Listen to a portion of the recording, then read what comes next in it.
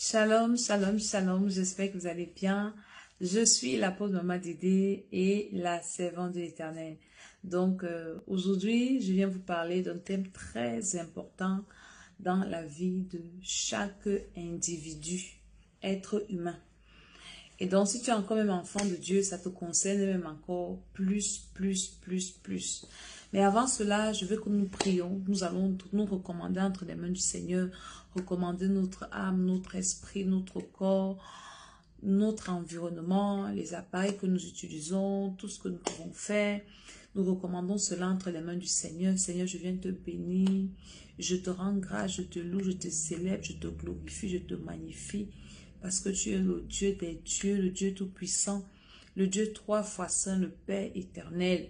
Cet après-midi, ce jour, Seigneur, je viens devant ta face pour parler à ton peuple, que je diminue et que toi tu croisses. Je viens me laver dans le sang de Jésus et laver tout entendement qui va m'écouter dans le sang de Jésus. Prends le contrôle de tout, Seigneur, que ce soit de moi, de ceux qui vont écouter, des appareils, de l'environnement, de notre entendement. Au nom de Jésus, je dis Amen. Que le Seigneur nous accorde sa grâce. Donc aujourd'hui, je viens vous parler d'un thème important que j'ai développé à la veille de prière à Paris. Il s'agit de la destruction des autels familiers. C'est-à-dire qu'il faut se déconnecter des autels de famille. Et c'est très important. Donc, à l'école Esther, déjà par la grâce de Dieu, nous avons commencé à faire des veillées de prière en présentiel. Les années précédentes, nous faisons des veillées de prière en ligne parce qu'il y avait Covid, il y avait beaucoup de restrictions. Et donc, cette année, par la grâce de Dieu, le Seigneur nous a permis de reprendre des programmes en présentiel. C'est pour ça que nous avons repris l'année passée, à la fin du mois de l'année, une retraite spirituelle. Et la première de cette année sera le mois prochain, du 26 au 28 mai. Donc, tous ceux qui sont intéressés de passer des moments de prière dans la présence de Dieu, nous allons faire 3 jours de jeûne et de prière.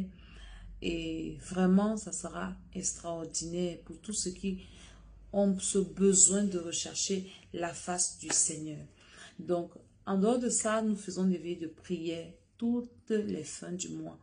Nous avons commencé les derniers vendredis du mois, après nous avons basculé au samedi. Mais là, je pense que nous allons reprendre les derniers vendredis du mois. C'est ce que mon équipe et moi nous sommes dit. Donc, nous avons encore veillé de prière le 28, vendredi 28 avril. Nous avons une veillée de prière samedi 1er avril et nous aurons encore veillé de prière vendredi 28 avril 2023. Et donc, pendant nos moments de prière, ces veillées de prière, ce sont des veillées d'entraînement, ce sont des veillées où nous nous exerçons à prier pendant longtemps, avec des thèmes que nous débattons. Pendant ces veillées de prière, nous enseignons aux gens, nous entraînons les gens à prier pour eux-mêmes, à prier parce que la prière, est-ce que vous comprenez ce que je veux dire? C'est un exercice spirituel. Et qui parle d'exercice parle d'entraînement. On ne se lève pas tout un beau matin et on commence à prier parce que nous serons confrontés et nous sommes confrontés à des épreuves, à des attaques, à des combats. Si nous ne sommes pas entraînés, c'est très dangereux. Donc, Maman Dédé fait des veillées de prière pour entraîner les gens à prier, de telle sorte que durant tout le mois, quand tu seras confronté à certaines situations, l'homme de Dieu qui t'accompagne peut ne pas être disponible. L'entraînement que tu auras reçu te permettra d'affronter ce problème, cette situation, ce démon, de surmonter cette épreuve, cette tentation aussi, parce que Jésus a dit pour surmonter la tentation, il faut prier. Prier afin de ne pas succomber à la tentation.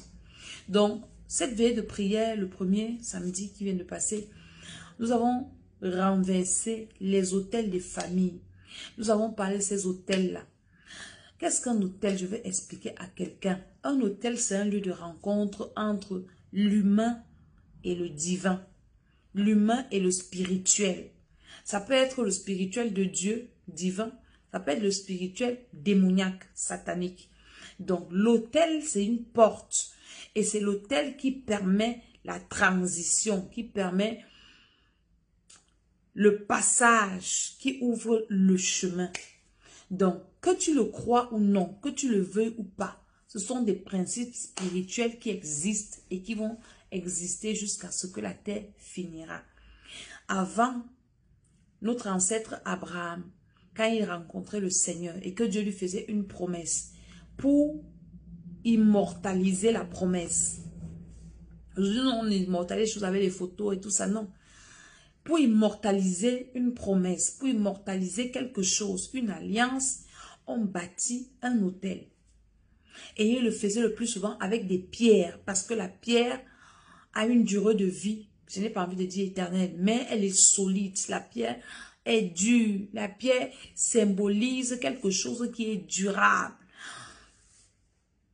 Alléluia. Donc, il connaissait ça. Et Dieu fonctionnait dans ça. La preuve est que, je leur ai parlé de Jacob.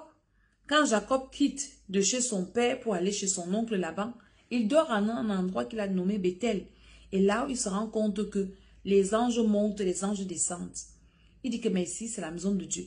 Jacob ne savait pas que c'est là où son grand-père avait bâti un autel. C'est là où, c'est à cet endroit-là, que Dieu avait promis à Abraham de faire de lui le père des nations.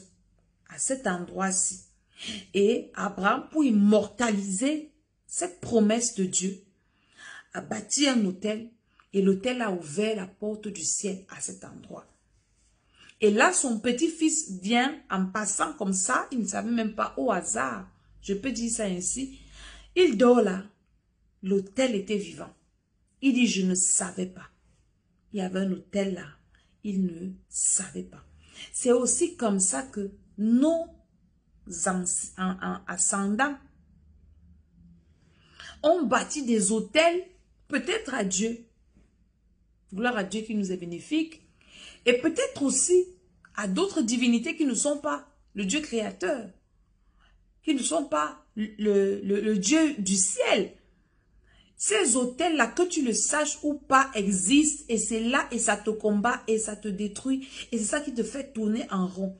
Et j'ai expliqué, je disais aux gens qu'une personne normale, je prends un capteur d'un enfant de Dieu, qu'il fait tout ce qu'il doit faire, il a reçu Jésus, il fait ses dîmes, ses offrandes, il donne à Dieu comme il veut. En fait, il est réglo, il vit dans la sainteté, sanctification, mais qui a toujours des blocages, qui a toujours des problèmes, un genre. C'est vrai que tu peux avoir des ennemis, mais la plupart du temps sont les autels. Quand tu te rends compte que là où les autres passent, c'est là où toi tu es bloqué. Là où les autres passent, c'est là où tu t'arrêtes. Pour faire quelque chose une fois. Pour réussir même un truc où tout le monde passe une fois, toi tu fais ça plusieurs fois. Tu travailles comme un éléphant, ça l'aide de la fourmi. Il y a des autels qui crient contre toi, qui te réclament.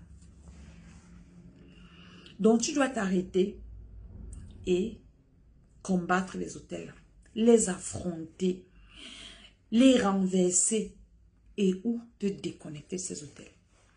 Et donc, il y en a plusieurs.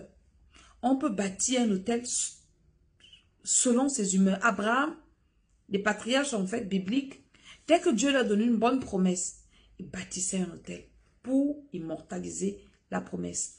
Maintenant, un sorcier, un méchant, quand il veut détruire peut-être un domaine de vie de quelqu'un, il peut immortaliser ça en bâtissant un hôtel et dire que dans cette famille, pas de mariage. Il bâtit un hôtel qui combat les mariages. Dans cette famille, pas de prospérité. Il bâtit un hôtel qui combat la prospérité. Dans cette famille, pas de diplôme. Il bâtit un hôtel juste qui combat les diplômes. Dans cette famille, pas d'enfants, pas d'enfantement. Tu pars en mariage, stérilité. Il bâtit un hôtel qui combat seulement ça. Est-ce que vous comprenez comment ça marche? Maintenant, toi, regarde un peu le domaine de ta vie où tu es combattu. C'est dans ce domaine-là qu'il faut attaquer les autels familiers là, qui combattent ce domaine dans ta vie. Moi, je commence par la famille parce que la famille, c'est la racine. La famille, c'est la base. La famille, c'est le socle. La famille, c'est quoi? Tout commence dans la famille. Les combats que tu as aujourd'hui, même si c'est dehors que tu as ton combat là, ça commence dans ta famille, tes origines. Alléluia. Donc, on a travaillé sur ça et le Seigneur nous a amenés à détruire l'autel des mariages spirituels. La délivrance, c'était terrible. C'est là où j'ai compris en fait que le diable commence toujours par là. Parce que vous savez que l'alliance du mariage est l'alliance la plus forte de toutes les alliances. C'est l'alliance qui est la plus intime. Un frère et une sœur peuvent faire certaines choses, mais il y a des choses qu'ils ne peuvent pas faire. Comme par exemple se voir nu. Excusez-moi l'expression. Le père et la fille, le fils et le père, les alliances de famille, mais il y a des restrictions. Mais l'alliance du mariage, c'est une alliance où tout est permis. C'est l'alliance la plus intime, la plus solide. C'est l'alliance dans laquelle Dieu permet tout, l'intimité la plus profonde. Donc, le diable, le sachant, a développé les hôtels de mariage spirituel. Et c'est dans ces hôtels-là où vous pouvez voir un père qui peut épouser sa fille spirituellement. Ce n'est pas que c'est normal, ça c'est vraiment le contresens. Mais le diable, il est dans l'envers, il fait tout à l'envers. Juste parce qu'il veut énerver Dieu, il veut détruire l'homme. Donc, il y a des hôtels de mariage spirituel dans les familles qui combattent les gens. Qui combattent les mariages, qui combattent la prospérité, qui combattent tout, qui combattent... Parce que dans le mariage spirituel, que tu sois la femme ou le mari de nuit, c'est l'esprit qui domine le physique. Donc, si tu as une femme de nuit, c'est elle l'homme. Si tu as un mari de nuit, c'est lui l'homme. Donc, c'est lui qui a l'autorité. Et la Bible dit que la femme est sous la puissance de son mari. Donc, quand tu as un esprit de mari de nuit, tu es sous la puissance de cet esprit-là, qui fait de ta vie ce qu'il veut. Franchement, il en fait ce qu'il veut. Donc, cette alliance, cet hôtel de mariage spirituel combat les gens. Un peu, tu vas entendre couche de nuit. Nous qui faisons la délivrance. C'est récurrent. Parfois, quand tu pries beaucoup, ça se calme. Ou bien même, tu ne sais même pas que tu as. Mais c'est quand une bonne chose veut t'arriver. C'est là où tu te rends compte qu'il y a un mari de nuit qui te calcule quelque part. J'ai une de mes filles comme ça. Elle, ce n'est que quand elle a entretien d'embauche que la nuit, monsieur le mari de nuit apparaît. Mon frère, tu étais où avant? Tu étais où? Tu n'étais pas là. Ce n'est que quand une bonne chose arrive que lui, il apparaît. Donc, c'est des choses que chacun doit identifier dans sa vie. C'est des choses que chacun doit regarder sa vie. Chacun doit s'examiner pour voir que dans tel domaine, moi je vous parlerai toujours de la délivrance parce que la délivrance te prépare à ton éternité. La délivrance te prépare à accomplir ta destinée. Une personne qui est surchargée de démons, pour que tu sois sauvé, il faut la grâce de Dieu. Franchement, il faut que Dieu te fasse grâce. Parce que quand le diable t'a embrigadé, vous pensez que le fou de Gadaré, là, s'il y avait l'enlèvement, il pouvait aller au ciel. Non, parce qu'avec tous les démons qu'il y avait celui-là, il n'allait même pas se rendre compte. Il allait seulement mourir dans ces démons-là.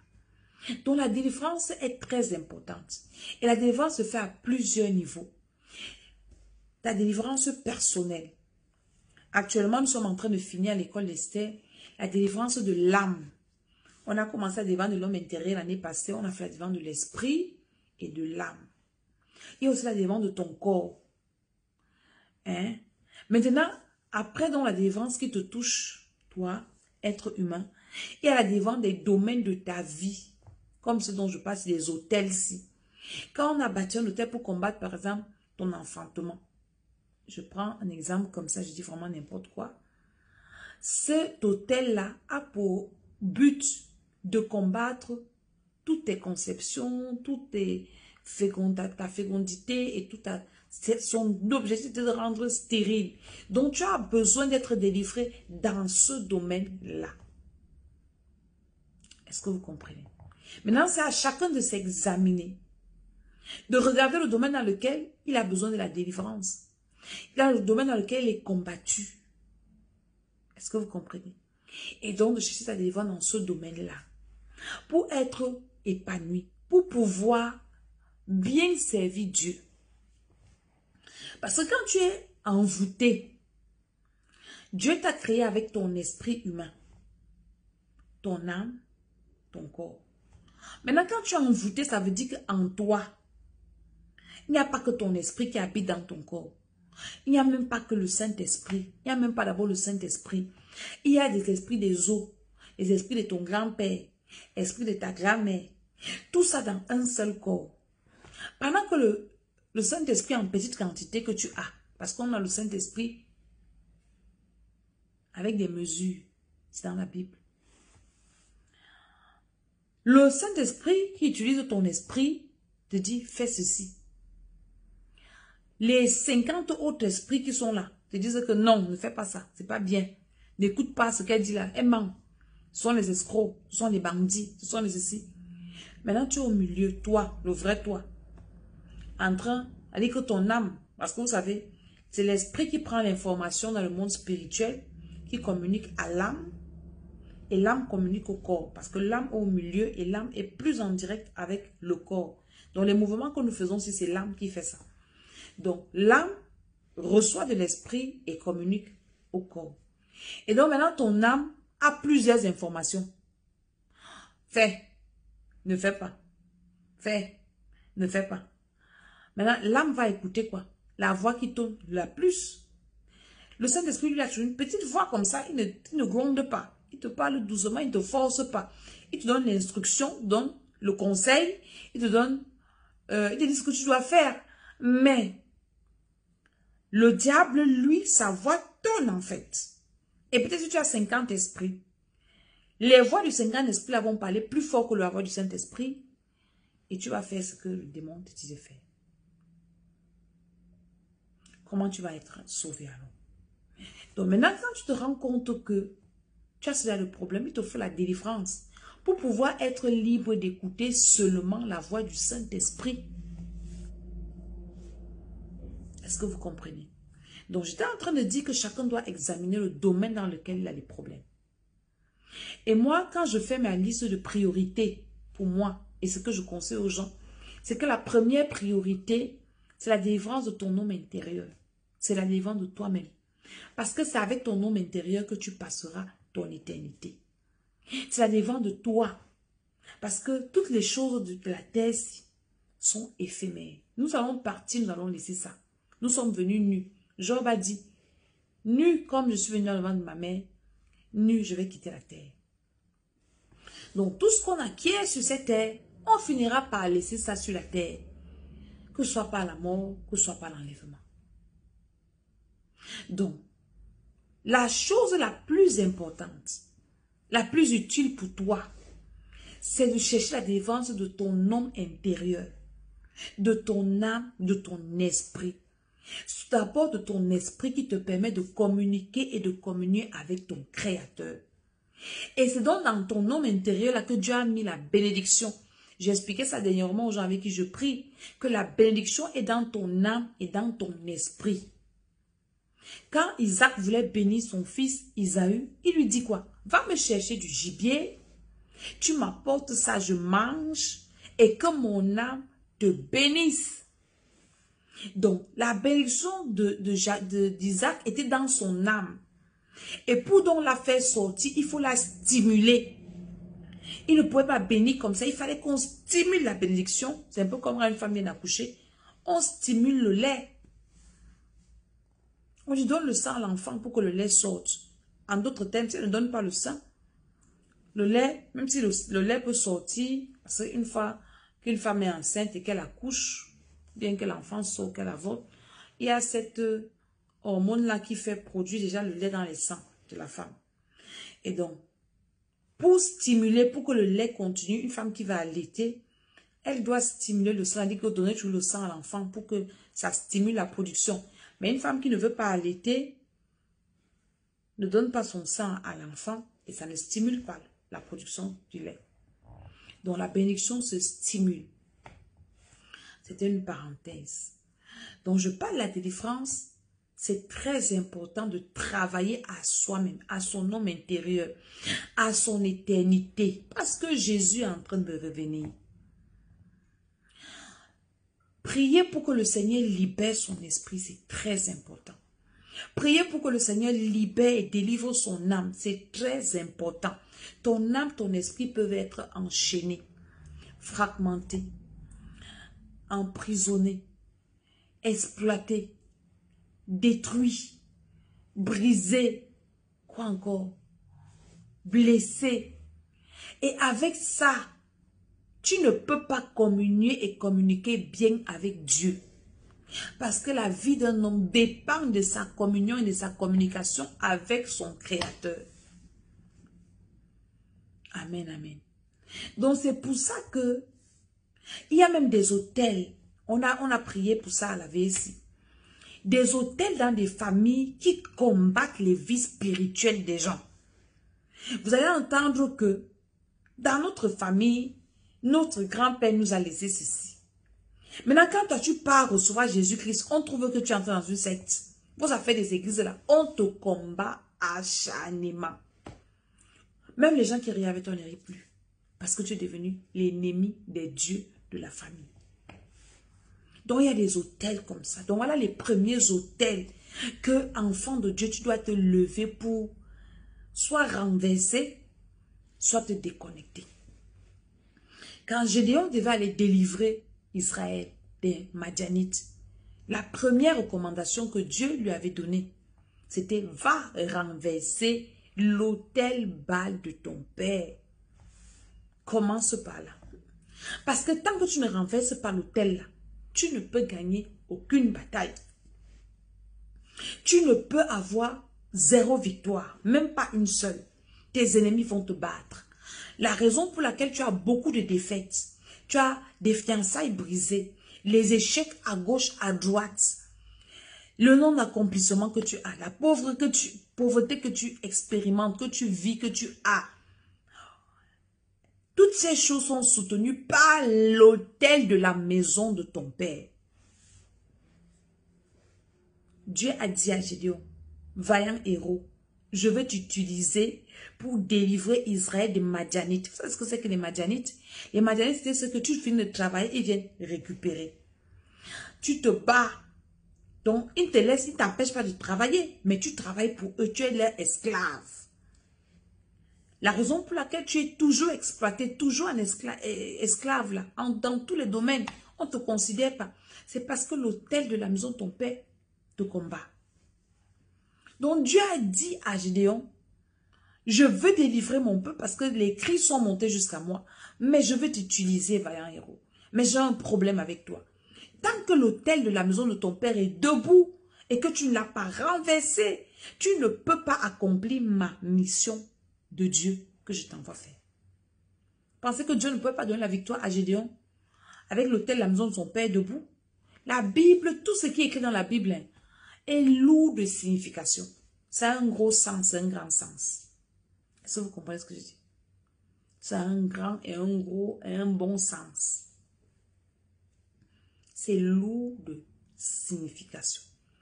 Donc, en d'autres termes, dans ton chemin de ta vie et de ta destinée, de ton éternité à la fin, tu as besoin de te rassurer que l'autel de la maison de ton père qui combat d'abord ta vie spirituelle là, ne doit pas être debout.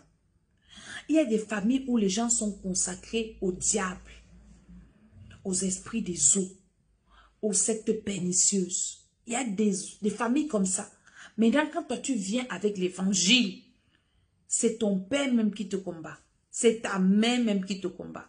C'est ta mère qui te renie, qui te maudit. C'est ton père qui te maudit, qui te déshérite parce que vos choses là, on ne veut pas ça ici. Nous avons nos choses. Quand vous amenez vos prières de feu là, ça détruit nos choses. On ne veut pas ça ici.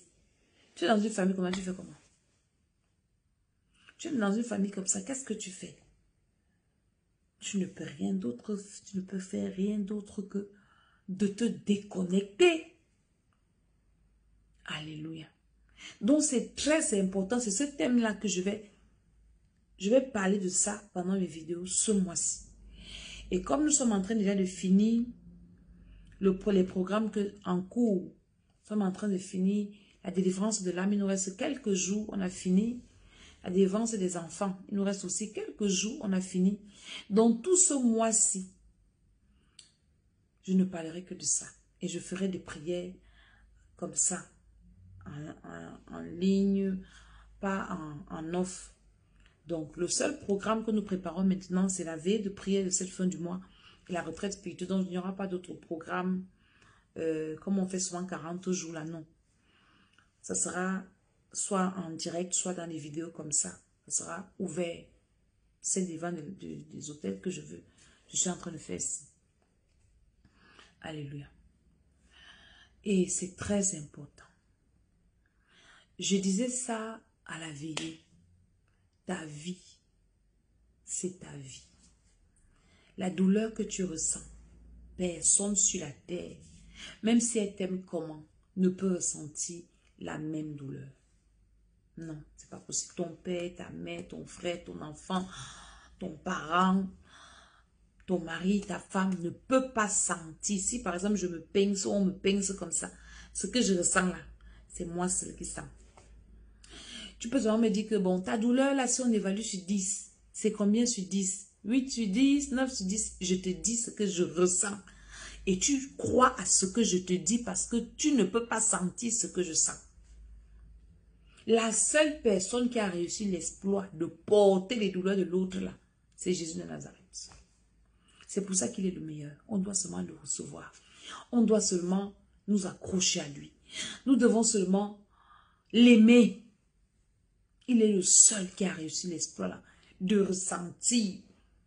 La Bible dit que nous avons pas un sacrificateur qui ne puisse compatir à nos faiblesses. Parce qu'il a été tenté dans la chair comme nous.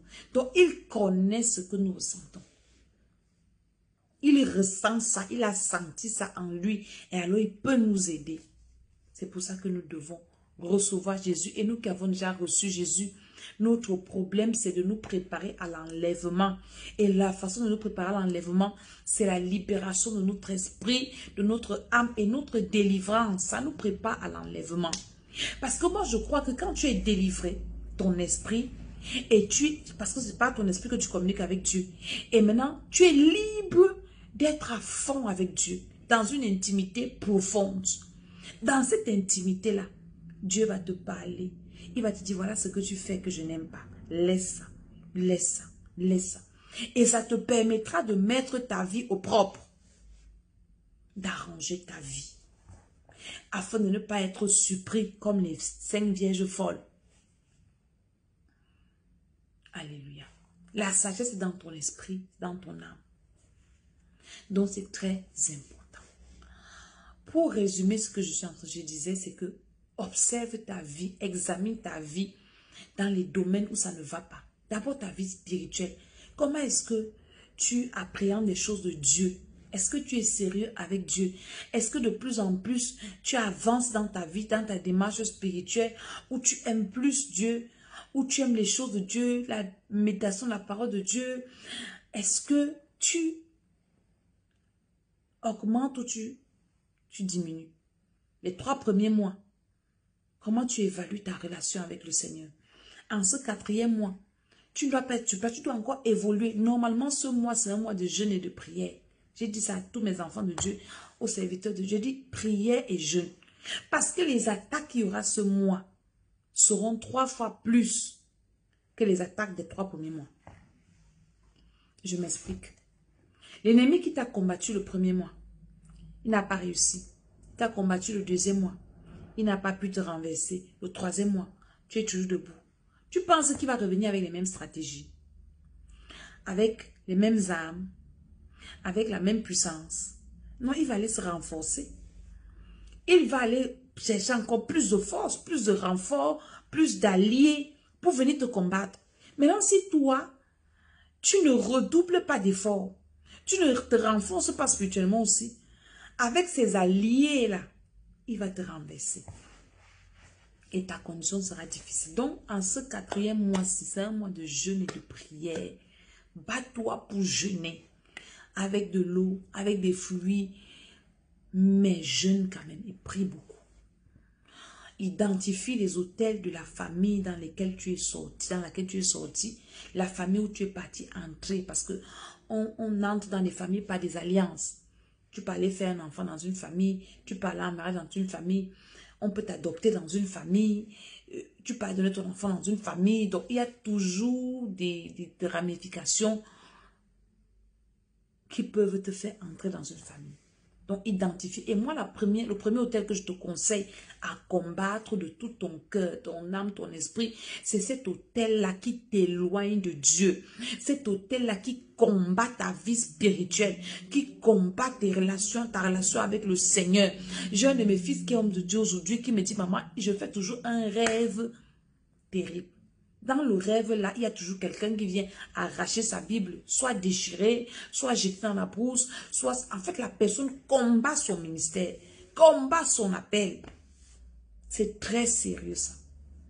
Alléluia. Donc, c'est le premier autel qu'il faut pull down, renverser, au nom de Jésus-Christ. Je vous reviendrai dans d'autres vidéos pour détailler ça avec des exemples bibliques, pour vous montrer comment cet hôtel-là peut te réclamer. C'est l'hôtel-là qui peut te faire même perdre le ciel. Quand tu as des parents, par exemple, qui ont été des féticheurs, je prie avec des personnes comme ça, le père marabout, la mère marabout. Mais c'est des gens qui ont des problèmes compliqués. Parce que l'hôtel, puisque c'est toi l'héritier, le père t'a livré à son hôtel, la mère pareil. Toute sa progéniture, comme nous aussi nous consacrons nos enfants à Dieu, aussi consacrer les enfants à leur Dieu. Et l'enfant là, c'est toi, on veut sacrifier. C'est pour ça que les parents, des gens qui ont les parents sorciers ne peuvent pas nous aimer parce que nous, on vous empêche de sacrifier vos enfants. Vous êtes les parents, nous, on est les parents spirituels.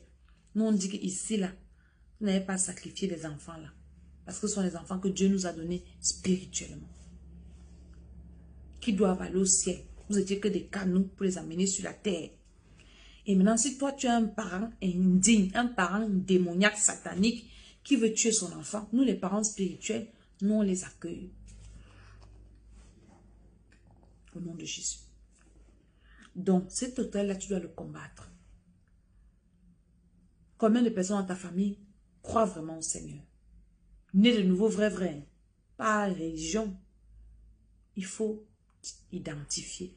Ou bien là où tu allais faire des enfants à leur mariage. Les gens aiment Dieu là-bas. Ça veut dire qu'il y a des hôtels là qui combattent ta vie de prière. Alléluia.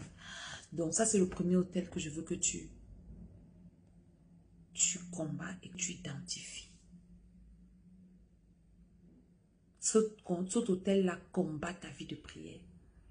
Tu dois prier pour ranimer le feu sur ton hôtel de prière, ton hôtel de méditation. Vous allez voir les gens qui rétrogradent du jour au lendemain. Des hommes de Dieu, des enfants de Dieu à fond. Bam, un autre jour, tu parles de Jésus. Ah, vous avez fait Dieu, excusez-moi avec ça. Non, il y a un hôtel là dans sa famille là qui l'a ramené en arrière. Et nous tous sommes sortis des familles païennes. Donc, nous sommes tous conscients qu'il y a un hôtel comme ça quelque part qui nous réclame. Mais on ne se laisse pas faire, on se bat. Parce que nous connaissons la vérité. Ma prière, c'est que le Seigneur ouvre tes yeux. Ma prière, c'est que le Seigneur te montre ces hôtels-là. Ma prière, c'est que le Seigneur te fasse grâce. Au nom de Jésus-Christ de Nazareth. Je dis Amen, Amen, Amen. Donc, je vous ai dit que le mois prochain, du 26 au 28, nous avons une retraite spirituelle. Les prières de ça. 3 jours et 2 nuits dans la présence de Dieu. Ce sera juste waouh. Donc, l'inscription, c'est à mon numéro de téléphone, plus 33 7 60 09 48 18. Et le 28 avril, vendredi 28 avril, nous avons encore veillé de prière pour préparer notre mois de mai. Ne rate pas cette veille de prière. Que le Seigneur nous fasse grâce. Qu'il nous bénisse abondamment. Au nom de Jésus-Christ, je dis Amen, Amen, Amen.